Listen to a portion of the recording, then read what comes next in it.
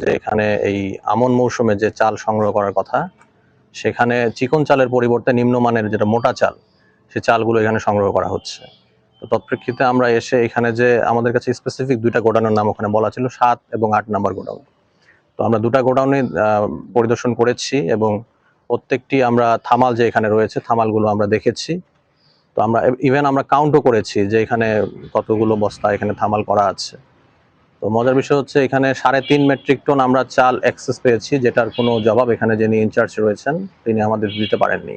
আর নিম্নমানের যে বিষয়টা বললাম, এটা তো আপাত দৃষ্টিতে দেখে বলা সম্ভব না। আমরা ১৪ থেকে ১৫টা থামাল থেকে নমুনা সংগ্রহ করছি। নমুনাগুলো আমরা ল্যাবরেটরিতে পাঠাবো এবং ল্যাবরেটরিতে প্রাপ্ত রিপোর্টের প্রেক্ষিতে এটা বলা যাবে যে এখানে আসলে নিম্নমানের চাল এটা ছিল কিনা।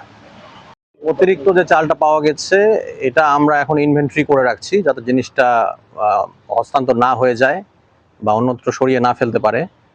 তো আপাতত এইটার কোনো ব্যাখ্যা আমাদেরকে ওনারা দিতে পারেননি এখানে যারা দায়িত্বে আছেন। যদি এটা অতিরিক্ত হয়ে থাকে তবে আমরা সুপারিশ করব যে এই চালটা যাতে সরকারি কোষাগারে জমা দিয়ে দেওয়া হয়।